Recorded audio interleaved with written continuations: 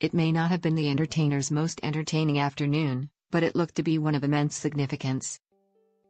With what Bob Cass in the Mail on Sunday described as a searing left-foot volley, the effervescent Evergreen veteran Peter Beardsley powered Newcastle United to a 2-1 home win over Bolton and a 12-point lead at the top of the Premier League. The fact it was Beardsley's 100th league goal for his hometown club only added to the feeling of jubilation around St James' Park as Kevin Keegan's swashbuckling team put further ground between themselves and chasers Manchester United and Liverpool. Rob Lee and Les Ferdinand celebrate a goal for Newcastle United during the 1995-96 season, with striker Ferdinand in excellent form. Kevin Keegan's team were odds-on for the title. Man City currently enjoy a 12-point lead over Man United at the top of the Premier League, just as Newcastle United did at this stage of the 1995-96 campaign. Pep Guardiola's side have been in sensational form this season and are the champions-elect. This was January 20, 1996, and the stars were aligning for Keegan to guide Newcastle United to their first top-flight championship in 69 years. With Les Ferdinand supplying a flow of goals, the dreamy creative play of David Ginola, the midfield strength of Beardsley and Rob Lee, and one of the most watertight defenses in the league, surely Newcastle couldn't fail? Fast forward to January 20 this year, and Manchester City will enter this weekend with their own 12-point lead over United at the top of the Premier League. With Pep Guardiola's team so strong, nobody is expecting them to surrender the initiative from here. But Newcastle's dramatic collapse in 1996 does show there is precedent for this type of thing.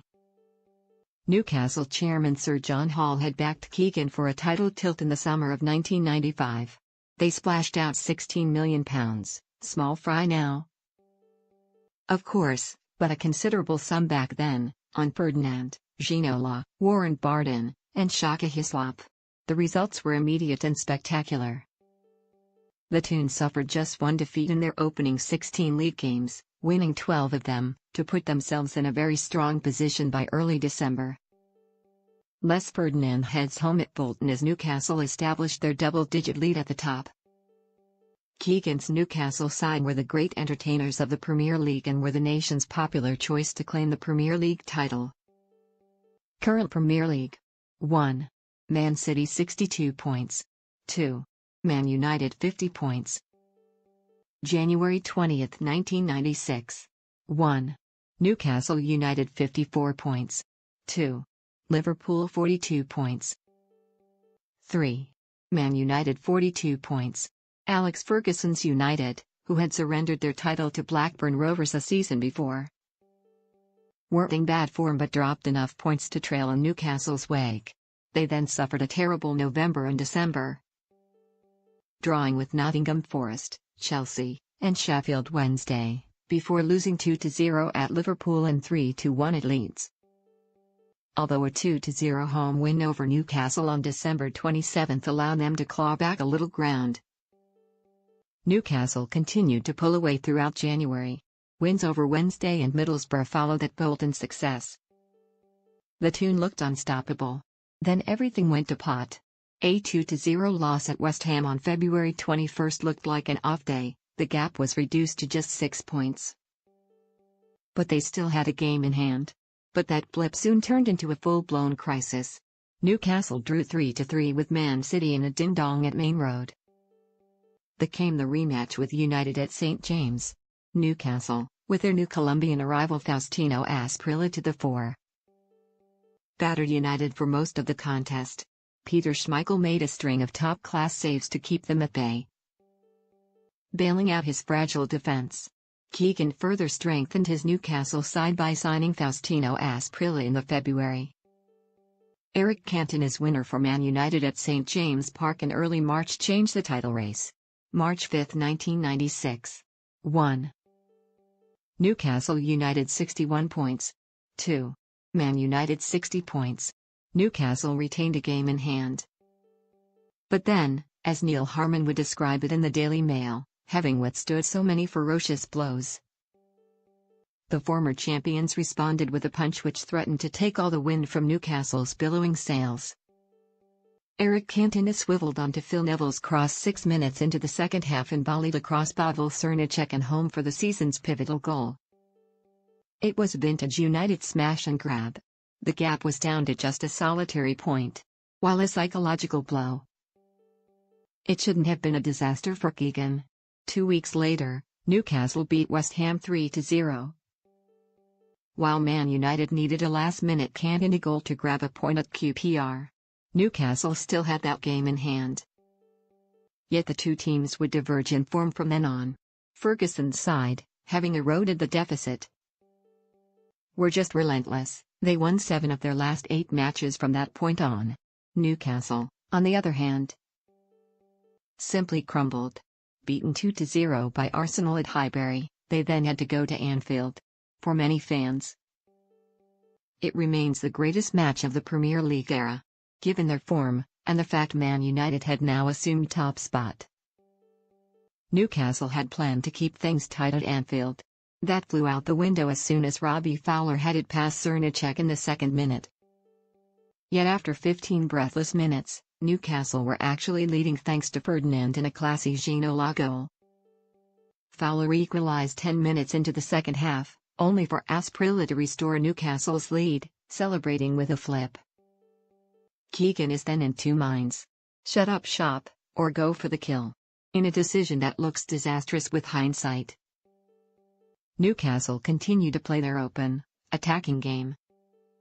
Stan Collymore settles one of the greatest Premier League games ever with a last-minute winner as Liverpool beat Newcastle 4-3 at Anfield. Collymore was left unmarked to fire home past Pavel Srnicek after a ding-dong contest. Keegan couldn't bring himself to look from the dugout in the season's defining image. April 3, 1996. 1. Man United 67 points. 2. Newcastle 64 points. Newcastle retained a game in hand. In the 68th minute, Stan Collymore makes it 3-3. Yet Keegan still wants the win despite his players being exhausted from the 100 mph action. In stoppage time, Collymore is left unmarked by a flagging defensive line and smashes his shot past Srnicek. The camera pans out to Keegan, slumped despairingly in the dugout, the image that would come to define the season. The game was up, though half a dozen matches remained. When two late Graham Fenton goals earned Blackburn a 2-1 win at Wood Park, Newcastle were 6 points behind. And although they would win 3 of their 5 games after that, such was United's winning form, they would ultimately win the league by 4 points. Newcastle had crumbled on the field and their manager had lost the psychological warfare with Ferguson off it. Having been wound up by Ferguson in the media, he snapped live on Sky TV after their 1-0 win at Leeds on April 29. Keegan lost his rag with Alex Ferguson live on Sky TV after Newcastle's win at Leeds. Ferguson wound Keegan up with a series of comments as he deployed mind games. 1. Man United 82 points. 2. Newcastle 78 points. Asked about Ferguson's comments that teams didn't try as hard against Newcastle as they did against his team, Keegan replied, "I kept really quiet, but I'll tell you something, he went down in my estimations when he said that. We have not resorted to that. You can tell him now, we're still fighting for this title and he's got to go to Middlesbrough and get something. And I'll tell you, honestly, I will love it if we beat them. Love it." They did go to Middlesbrough and get something, winning 3-0 to claim a third title in 4 seasons. Just up the road, Newcastle laboured to a 1-1 draw with Tottenham. That rant would become Keegan's epitaph when he quit midway through the following season. It's unlikely to go downhill so fast for Guardiola this season, despite their own 4-3 loss at Anfield, but as we witnessed back in 1996, football does have a way of biting you. Left to right, Man United players David May,